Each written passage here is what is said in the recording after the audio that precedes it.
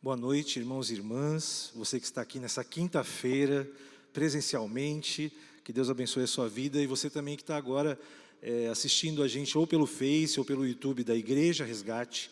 Nós vamos continuar com o nosso curso da EFD, Escola de Formação de Discípulos. Nós estamos aqui fazendo o módulo 5, que é Bibliologia. Estamos indo para a aula 6. Hoje vamos terminar os livros históricos, e logo em seguida começar o primeiro livro poético de Jó, muito conhecido por quase todas as pessoas, porque se lê quando está vivendo em sofrimento. Então Jó é bem contextualizado, né? Aliás, os 3 livros de hoje são muito contextualizados com a realidade que nós estamos vivendo aqui com essa pandemia e nessa nossa reconstrução da nossa vida. E é assim que a gente crê que nós podemos aprender com as histórias do passado, né? E assim a gente não incorre nos mesmos erros. O primeiro livro, então, que nós vamos estudar hoje é o livro de Neemias. O nome em hebraico é Nehemiah, e ele é composto de 2 palavras, né?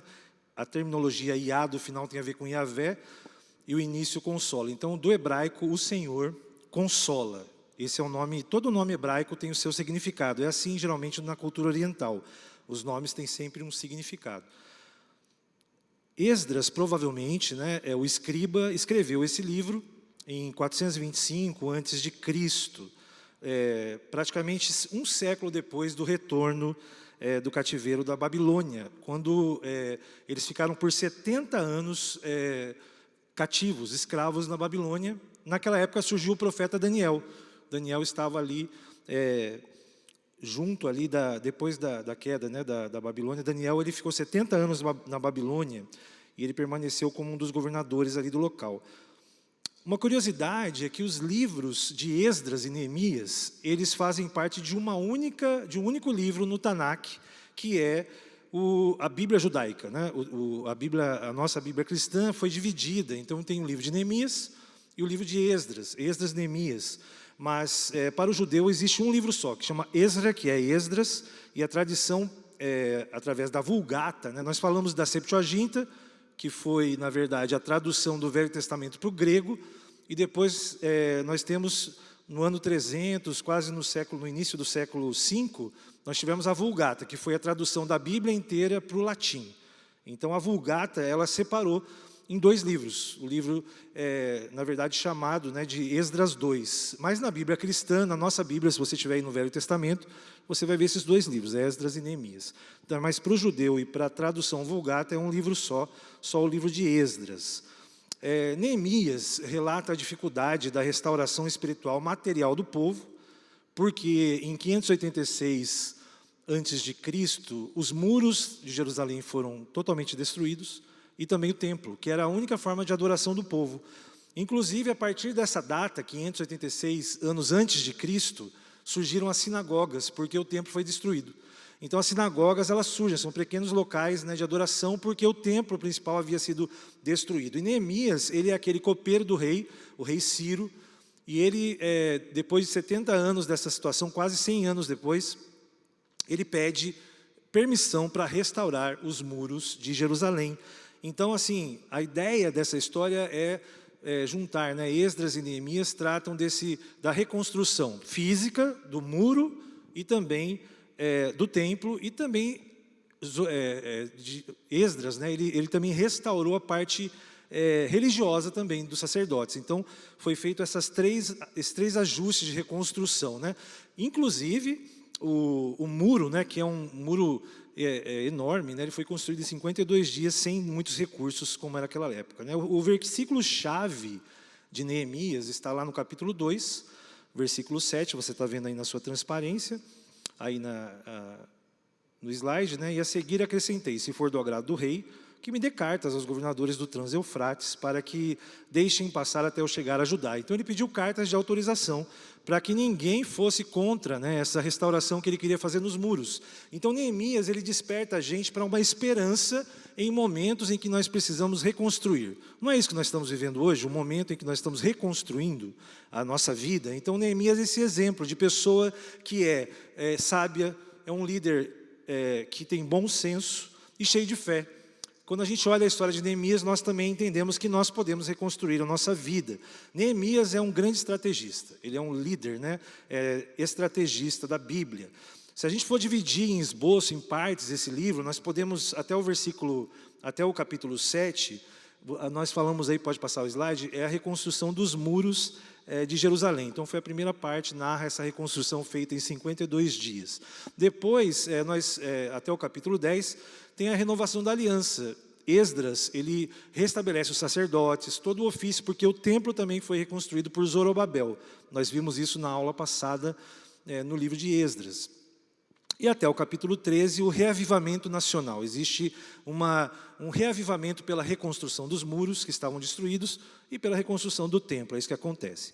Se a gente fosse falar também por assunto, né, nos capítulos, né, um pouco mais detalhados, seria o seguinte: os 2 primeiros capítulos, oração de Neemias. Ele pede para que ele encontre uma forma de reconstruir os muros, e Deus dá uma oportunidade para ele. Quando o rei olha para ele e vê que ele estava triste, ele fala: por que você está triste? Ele fala assim: minha terra está destruída.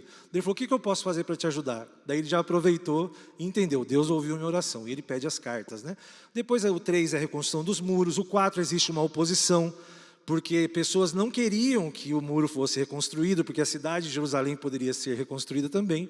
Então sempre existe um opositor quando você quer reconstruir, sempre o inimigo se levanta contra você. O capítulo 5 fala sobre a repreensão aos opressores do povo, que havia muita injustiça social, porque não havia mais lei, né? Agora eles estavam reestruturando tudo isso. Aí o capítulo 6, o fim da reconstrução dos muros, em 52 dias. Aí a leitura da lei, eles começam a ler já com, né, a cidade previamente reconstruída. Depois, no capítulo 8, o arrependimento e a consagração do povo. Afinal de contas, eles passaram por essa destruição por causa do pecado e idolatria. Então, eles pediram perdão para Deus. Jerusalém novamente começa a ser habitada. As pessoas não estavam mais nem morando em Jerusalém, eram ruínas, né? E no capítulo 10, a restauração do serviço do templo. Sacerdotes, levitas, todos começaram a ser restaurados também. Então, reconstrução física e reconstrução espiritual. Essa é a ideia de Neemias. O contexto histórico, né? A política era do rei da Pérsia, como eu disse, né? O governo babilônico, Nabucodonosor, destrói toda Jerusalém no ano 1586, e nós já estamos aqui em 445, quase que 150 anos depois. Aí já é o rei da Pérsia, né? O rei em que concede essas cartas para Neemias, o rei Artaxerxes.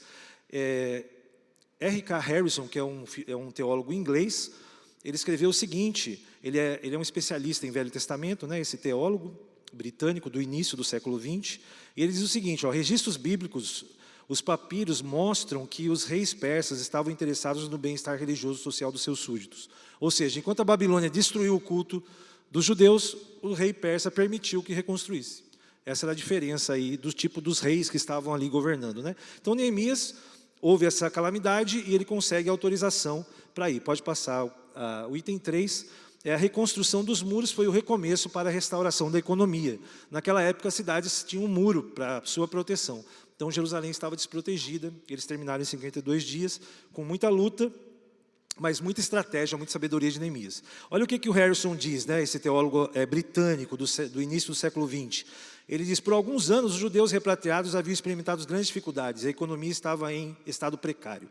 Os habitantes mais ricos estavam despojando os mais pobres de suas propriedades, enquanto os negociantes inescrupulosos tiravam proveito das condições econômicas incertas. Casamentos mistos com os povos vizinhos eram predominantes, e o ressurgimento da idolatria dos cananeus, presente em toda parte, era uma ameaça à vida espiritual dos judeus. Então, quando a situação fica difícil, quando a gente tem um problema que você acaba desconstruindo, começa a aparecer injustiça. As pessoas eram exploradas. Qualquer semelhança com o tempo de Neemias e hoje é mera coincidência. Não é mera coincidência, né? A teologia de Neemias. O que o livro de Neemias, há praticamente 2.400 anos atrás, fala sobre Deus para nós hoje? Primeiro, fala a importância da palavra de Deus como orientadora da vida do seu povo. Então, Neemias também é a história de reconstrução da ordem do culto, dos levitas. Então, a importância da palavra de Deus está em Neemias. Depois, a obediência à palavra de Deus. Não é só que ela é importante, mas você precisa obedecer. Então, eles pedem perdão, né, e assim a gente crê que esse caminho foi abençoado por Deus. E também a sabedoria como princípio do temor a Deus. Deus deu sabedoria a Neemias, a lidar com o rei, para lidar com os seus inimigos, para lidar com o povo, com a liderança do povo e com as lideranças religiosas. Então a sabedoria de Deus estava nessa história. E é interessante como nós falamos a cristologia, né? Todo o livro da Bíblia aponta para Jesus, é como uma profecia, né, de Cristo. O que o livro de Neemias, há 2.500 anos atrás, fala sobre Jesus, né? Primeiro, Neemias deixou uma posição de importância na Pérsia, porque ele estava servindo ao rei, e ele se incomodou para ajudar o seu povo lá de Jerusalém. Ele não precisava fazer isso. Assim como Jesus era Deus e abriu mão da sua glória para estar conosco. Então essa atitude de Neemias, ela nos lembra a atitude de Jesus, que fez por nós, para nos salvar, né? 2, né, a segunda cristologia do livro aí de Neemias. Neemias lutou com afinco para restaurar os muros de Jerusalém e mudar a situação de vexame que se encontrava o povo judeu. Do mesmo modo como Cristo lutou e luta em prol da restauração do seu povo. Então, assim como Neemias lutou pelos israelitas, Cristo luta por nós. Então, Neemias é tido como um tipo de Cristo, lá do Velho Testamento. É muito interessante aprender essas coisas para você ler melhor o livro de Neemias, né? Então, a gente pode dizer, para terminar esse livro de Neemias e partir já para o próximo livro, o livro de Neemias apresenta Jesus como nosso restaurador. Assim como ele também foi o restaurador dos muros, Jesus também restaura o nosso coração. Eu separei aqui o texto de 1 Pedro 5,10. O Deus de toda a graça, que os chamou para a sua glória eterna em Cristo Jesus, depois de terem sofrido durante um pouco de tempo, os restaurará, os confirmará, lhes dará forças e os porá sobre firmes alicerces. Então, Jesus é a nossa rocha, é sobre ela que nós devemos reconstruir a nossa vida, assim como Neemias reconstrói, né, a partir da palavra de Deus, e Jesus é a palavra de Deus. O pastor Otônio, inclusive, pregou nesse texto domingo à noite, 1 Pedro 5,10, sobre reconstrução, Deus da eternidade e a restauração de Cristo. Assim a gente termina aí o livro de Neemias, e vamos agora para o último dos livros históricos, que é o livro de Esther.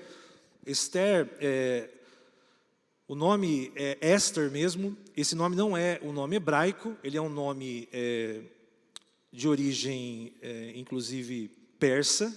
Então, Esther quer dizer estrela. O nome de Esther no hebraico é Hadassah. Não sei se você já viu alguma pessoa com esse nome, mas Hadassah é a mesma coisa que Esther, só que em hebraico. Agora, Esther é um nome persa que quer dizer estrela. Então, essa é a... Mas o nome Hadassah não quer dizer estrela, tá, gente? O nome Hadassah quer dizer uma pequena árvore, um arbusto delicado, né? Esse é o nome da... É isso que significa Hadassah. A Samara aqui, se quiser dar um nome para sua filha, tá vendo? É plantinha, né? O nome é interessante, né? Esse nome Hadassah quer dizer plantinha.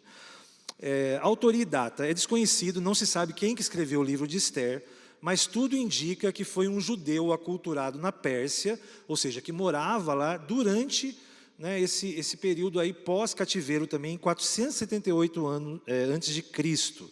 O propósito do livro de Esther, né? Por que foi escrito esse livro? O que essa história nos ensina? O livro de Esther foi escrito para legitimar a festa de Purim, que é uma das festas que o povo de Israel comemora, que é justamente essa libertação, né, que houve nessa história de Esther, já que essa festa não fazia parte das festas oficiais, que eram 3, né?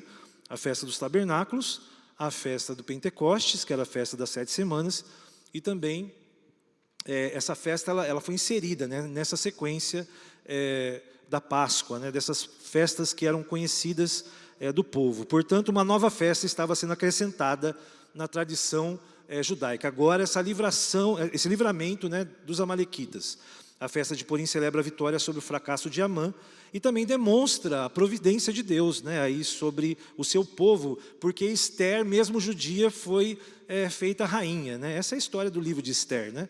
O versículo-chave de Esther pode ser considerado no capítulo 4, versículo 14.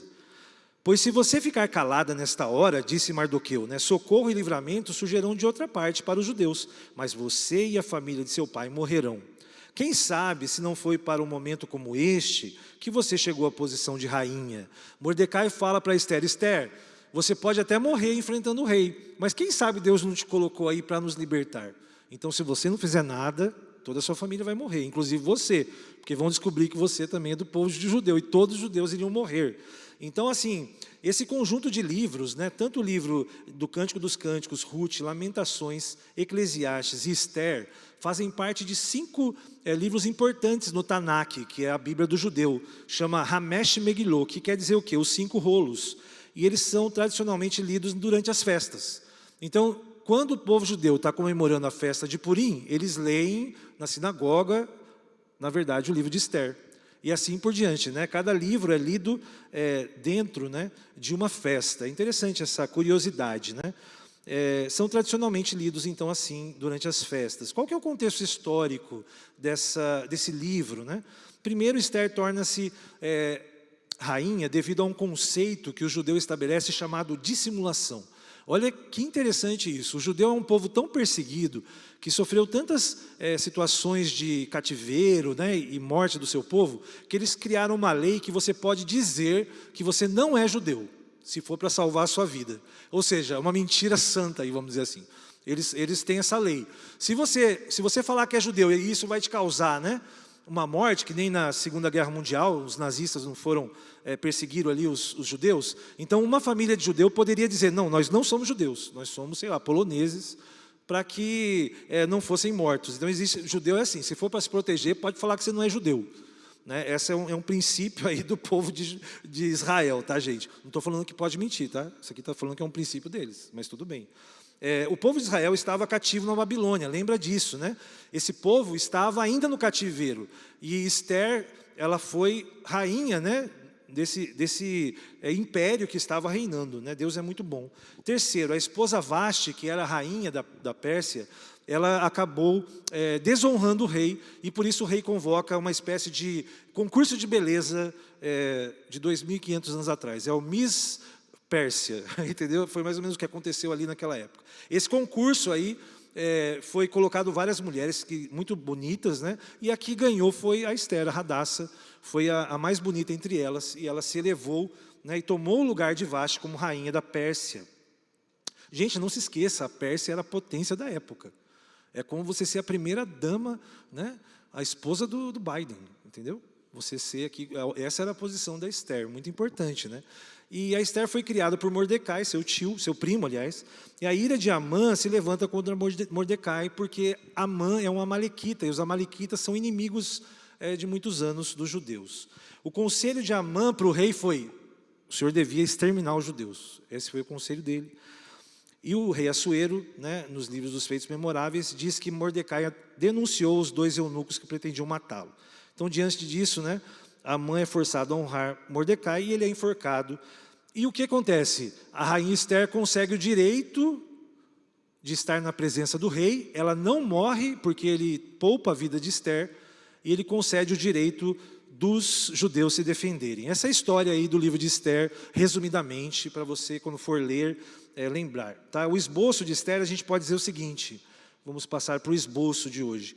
Esther é a nova rainha, até o capítulo 2, até o capítulo 7, Mordecai vence Amã, e até o capítulo 10, Israel vence sobre a investida de Amã. Interessante que o rei não tirou a lei do extermínio, né? O rei deixou os israelitas se defenderem, né?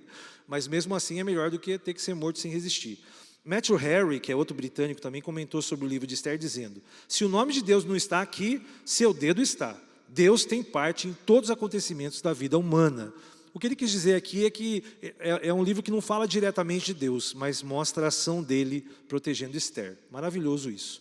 Um esboço também interessante com as pessoas, né, relacionadas aos personagens. Eu gosto desse tipo de esboço. É uma forma legal de você ler todos os livros, procurando entender os personagens principais. Então, no capítulo 1, a personagem principal é Vasti. No capítulo 2, Esther. No capítulo 3, Amã. No capítulo 4, Mordecai. Então, são os 4 principais personagens do livro de Esther. E depois vem o Esther e o rei, que é o encontro delas. Amã e Mordecai, que é o confronto desses 2 líderes. Depois vem a comemoração, até o capítulo 10, porque o povo judeu vence, e a conclusão, finalmente, Mordecai tem a sua vitória, né, em relação a Amã. Interessante isso. Qual que é a teologia também que nós podemos encontrar no livro de Esther? Primeiro, Mordecai é da tribo de Benjamim, Amã é uma malequita. Então, essas duas linhagens estiveram por mais de 1000 anos em conflitos. Inclusive, Deus promete que um dia iria exterminar os amalequitas, que atacavam de forma cruel os israelitas na época de Josué. E aconteceu que no livro de Esther, essa justiça divina acontece, ou seja, Deus cumpre todos os seus desígnios. Então, o que ele promete, ele cumpre. O ódio étnico também de Mordecai e Amã eram evidentes, por isso o primeiro não se prostra diante dele, e o segundo procura um meio de eliminar os judeus. Então, geralmente, um princípio aqui teológico é que, geralmente, o povo de Deus é perseguido. Essa é a ideia, de entender que existe sempre um conflito. Em suma, o livro de Esther apoia e ilustra profundamente a doutrina da providência divina, tendo ocorrido em um tempo determinado de ameaça ao povo judeu que vivia sob o domínio persa. A pergunta de Mordecai, e quem sabe se pela conjuntura como esta que fosse elevada a rainha, foi proferida no momento de crise, leva o leitor a esperar que Esther intervenha com êxito, porquanto a providência já estava em operação. Então aqui está dizendo, o Moutier, que é um outro teólogo, diz que a Esther é como uma heroína, então ela toma a frente, só que antes ela pede para que seja convocado um jejum. Então também existe essa realidade em que nós podemos ver a mão de Deus sobre o seu povo, sobre controlando todas as coisas. Cristologia, o que nós podemos ver sobre Cristo nesta história de Esther. Primeiro, Esther arrisca a sua própria vida para libertar o seu povo de um possível genocídio. E a gente vê que essa atitude aponta para Cristo, que se sacrificou por nós. Então, Cristo é a Esther perfeita de Deus para nós. Amã, usado por Satanás, tentou eliminar a linhagem messiânica, obviamente o nascimento de Jesus. Todavia, Deus em Cristo sempre tem um remanescente fiel. Então, a vitória do povo também é a esperança de um Messias, porque se o povo judeu fosse exterminado, da onde viria o Messias? Então, essa providência de Deus também é vista no livro de Esther. Isso aponta para Jesus. Então, o livro de Esther apresenta Jesus Cristo como nosso advogado. Nós temos uma pessoa que nos representa perante Deus e nos defende. Eu separei aqui o texto de 1 João 2, de 1 a 2. Fala o seguinte: filhinhos meus, estas coisas vos escrevo para que não pequeis. Se todavia alguém pecar, temos um advogado junto ao Pai, Jesus Cristo justo. E Ele é a propiciação pelos nossos pecados, e não somente pelos nossos próprios, mas ainda pelos do mundo inteiro. Jesus é o nosso advogado, e Ele é aquele que restaurou a nossa sorte, como nós estamos vendo. Então nós encerramos agora aqui os dois últimos livros históricos, Neemias e Esther. E nós vimos a importância desses livros no sentido de que nós temos quem nos defenda, que é Cristo, e no sentido também que nós podemos reconstruir a nossa vida confiando na palavra de Deus e obedecendo ao Senhor. 2 livros muito interessantes para você ler durante essa pandemia que estamos vivendo e a reconstrução que estamos aqui lutando também no nosso país e no mundo. Vamos agora para o livro de Jó. Um dos livros mais conhecidos, talvez um dos livros mais abordados pelos teólogos e pastores, principalmente em épocas como que também estamos vivendo. O livro de Jó traz a história de um homem que era da época de Abraão. A gente vai ver isso nessa aula. Então vamos falar sobre o nome. O nome de Jó é Iov ou Iob, que quer dizer sempre voltado para Deus, em hebraico, e no grego, Lob, que é também o nome na Septuaginta do livro de Jó. O autor de Jó é desconhecido também, não se sabe quem tenha escrito. O versículo-chave deste livro, sem dúvida nenhuma, é o capítulo 42, versículo 5, quando Jó declara: meus ouvidos já tinham ouvido o teu respeito, mas agora os meus olhos te veem. Então esse versículo é chave, porque ele demonstra claramente o encontro de Jó com aquele que é o Deus verdadeiro, o Criador de todas as coisas. E Jó se defronta com a sua soberba durante esse livro.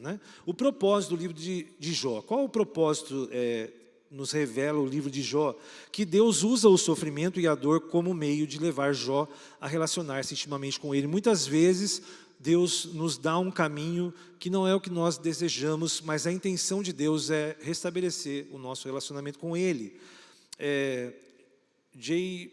Wayhan diz o seguinte: o livro de Jó quer deixar claro que o sofrimento acontece às pessoas boas, que não merecem sofrer, e também às pessoas que merecem tudo o que lhes acontece.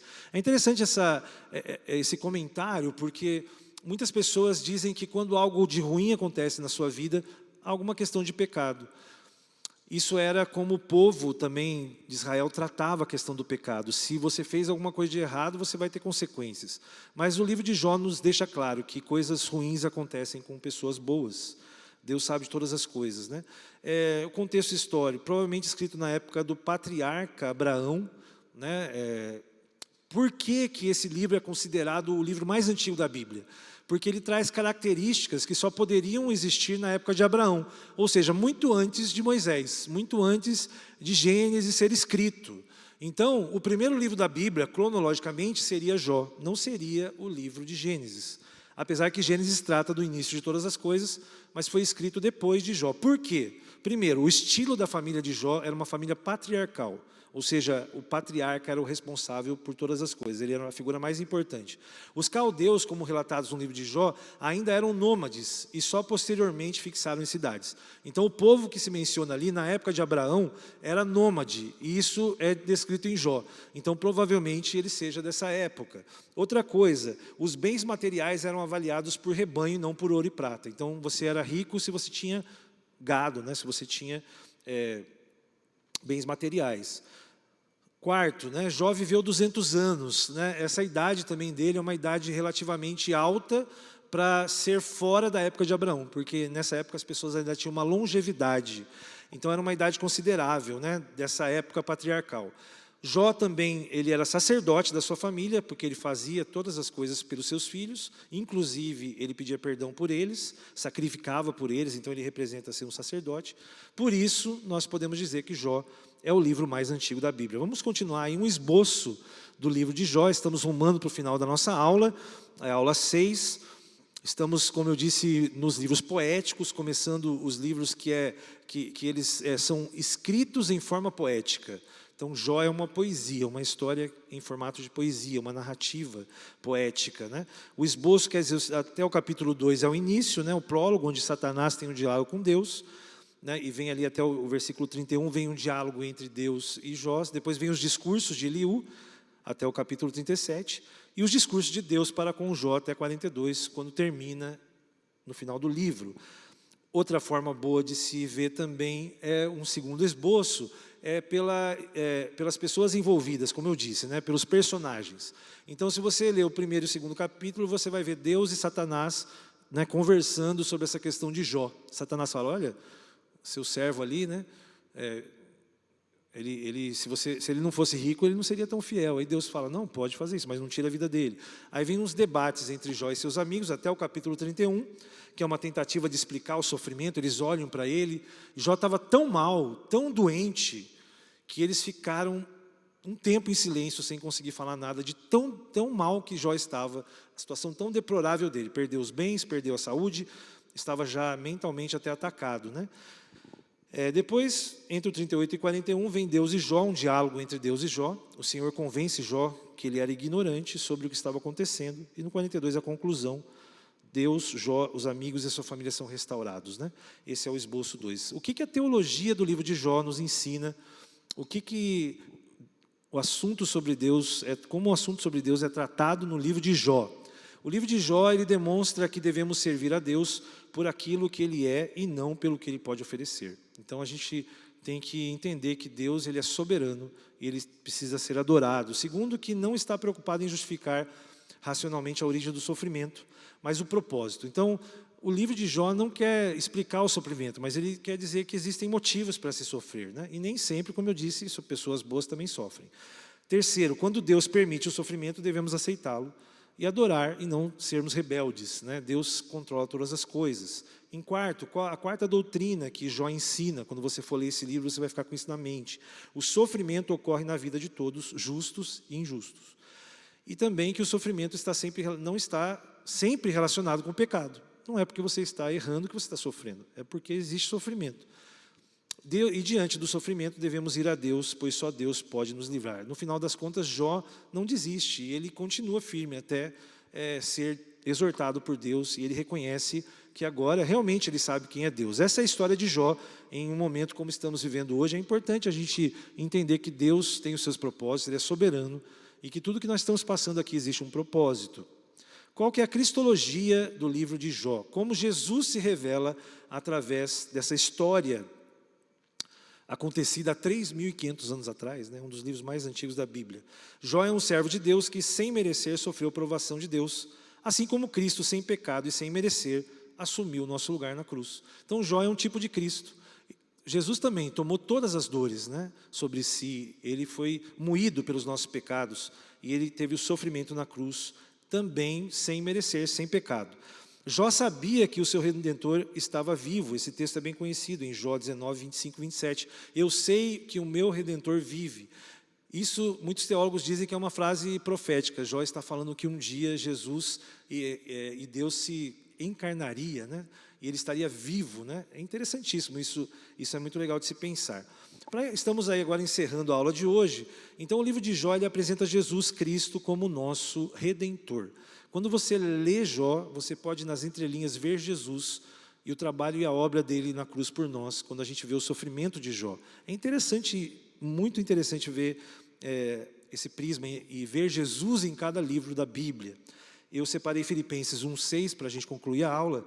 Ele se entregou por nós a fim de nos remir de toda maldade e purificar para si mesmo um povo particularmente seu, dedicado à prática de boas obras. Filipenses 1,6. Que bênção poder estudar assim 3 livros da palavra e cremos que na próxima quinta-feira nos encontraremos de novo aqui online, ao vivo, para que você possa continuar a estudar esse curso que é um panorama bíblico, né, de 3 em 3 livros. Nós estamos iniciando então os livros poéticos e já vamos entrar aí no livro de Salmos, no livro de Provérbios e assim vamos continuar os nossos estudos. Que Deus abençoe a todos, uma bênção ter os irmãos aqui conosco.